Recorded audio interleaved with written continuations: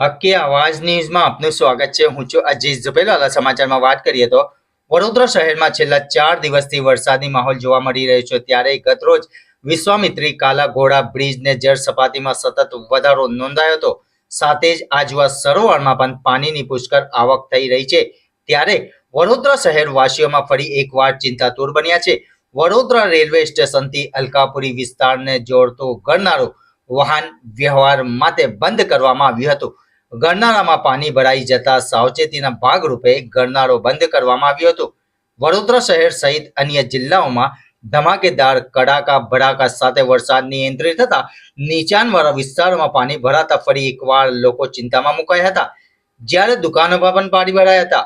વાડી, જહાંગીરપુરા, ચોકંદી, નવાપુરા, કાટકીવાડામાં પણ પાણી ભરાતા અનેક જગ્યાએ ઘરોમાં પણ પાણી ભરાયા હતા. લોકો મુશ્કેલીઓમાં મુકાઈ ગયા હતા.